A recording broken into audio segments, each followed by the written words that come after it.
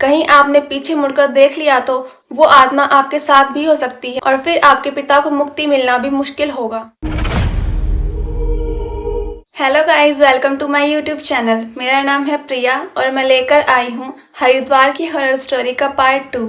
First part में आपने देखा था कि राहुल को हर जगह वही आदमी नजर आ रहा था जिसने बिल्कुल उसके दादाजी की तरह शॉल ओढ़ी हुई थी। वो उसको इग्नोर करने की काफी कोशिश करता है, लेकिन वो आदमी कहीं ना कहीं उसे नजर आ ही जाता है। अब राहुल और उसके पापा होटल रूम बुक करने के लिए होटल के बाहर आ चुके थे। राहुल को फिर से वही आदमी नजर आता है कहीं दूर खड़े हुए। वो ये देखकर उसके पापा से बोलता है कि पापा देखो, ये वही आदमी है ना। लेकिन उसके पापा बोलते हैं कि ऐसा कैसे पॉसिबल है कि ये हमारा पीछा भी कर रहा होगा। हमारे पास व्हीकल है और इसके पास तो कोई व्हीकल नजर ही नहीं आ रहा है, ये कोई और ही आदमी होगा। और इस बात को ये इग्नोर कर देते हैं। वो अपने रूम की कीज लेकर रूम के अंदर जाते हैं। वहां जाकर राहुल अपने रूम की बालकनी चेक करने के लिए बालकनी में आता है और वहां से वो नज़ारा देख ही रहा था। तभी उसे वो आदमी उनके होटल के सामने खड़ा हुआ बस उनकी बालकनी की तरफ देखता हुआ नजर आता है। ये देखकर राहुल को काफी क्रीपी फील हो रहा था। ये आदमी हमारे होटल के आगे खड़ा होकर हमारी ही बालकनी की ओर कैसे देख रहा है और इसे कैसे पता है कि हम इसी बालकनी के रूम के अंदर हैं। उसे कुछ गड़बड़ लगती है, लेकिन वो अपने पापा को डायरेक्टली नहीं बताता है। वो अंदर जाता है और अपने पापा को बुलाकर लाता है नजारा देखने के लिए। उसके पापा जब बालकनी में आते हैं तो वो भी नजारा देख रहे थे और तभी उन्हें दिखता है वही आदमी जो उनके होटल के सामने खड़ा हुआ था और उनकी ही बालकनी की तरफ वो देख रहा था।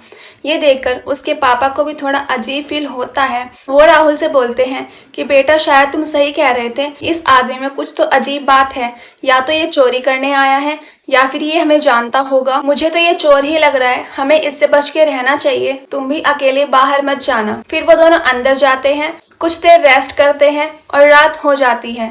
रात होने पर वो दोनों डिनर होटल के अंदर ही करते हैं और फिर सो जाते हैं। नेक्स्ट डे सुबह वो दोनों राहुल के दादाजी की अस्थियों को लेकर गंगा नदी के पास जाते हैं। वहां पर वो पंडित जी से मिलते हैं। उस टाइम भी वो आदमी दूर खड़ा हुआ उन दोनों को ही देख रहा था, लेकिन उस टाइम उन्होंने नोटिस नहीं किया था। फिर उनकी अस्थियों को गंगा नदी में बहा दिया जाता है। वो दोनों फिर से होटल की तरफ जा ही रहे थे, तब वो दोनों नोटिस करते हैं कि ये आदमी फिर से दूर खड़ा होकर उन दोनों को ही देख रहा था। राहुल के पापा बोलते हैं, ये हमें क्यों देख रहा है, हमें इससे जाकर पूछना चाहिए। राहुल के पापा उस आदमी के पास जाते हैं, लेकिन उन्होंने उससे थोड़ी दूरी बनाई हुई थी। क्या पता उसने शॉल के अंदर चाकू छुपा रखा हो चोरी करने के लिए। किसी भी अनजान आदमी पर हम भरोसा नहीं कर सकते हैं। वो उनसे पूछते हैं, क्या तुम हमें जानते हो? वो कुछ नहीं बोलता है, वो बस अपनी नाड़ हिला देता है। फिर बोलता है, क्या तुम चोर हो? तुम चोरी करने आए हो? चलो अपना चेहरा दिखाओ।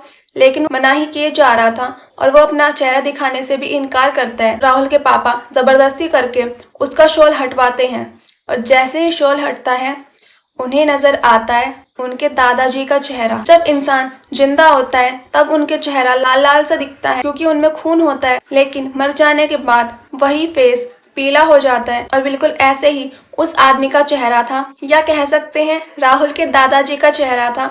ये देखकर वो दोनों काफी डर जाते हैं। वो दोनों वहां से भाग लेते हैं। भले ही वो उनके दादाजी की आत्मा हो, लेकिन मरने के बाद कोई ऐसे नजर आए तो उन्हें डर तो लगेगा ही। वो भागते हुए फिर से पंडित जी के पास जाते हैं और उन्हें सारी बात बताते हैं कि कैसे उनके दादाजी हर मोड़ पर उन्हें नजर आ रहे थे।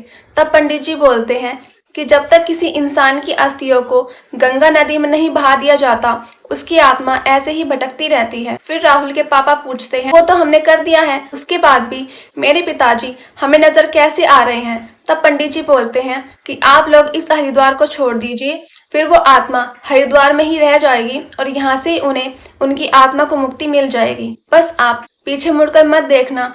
कहीं आपने पीछे मुड़कर देख लिया तो वो आत्मा आपके साथ भी हो सकती है और फिर आपके पिता को मुक्ति मिलना भी मुश्किल होगा। पंडित जी के कहे अनुसार वो दोनों होटल भी नहीं जाते हैं क्योंकि उनके पास कोई सामान तो था ही नहीं।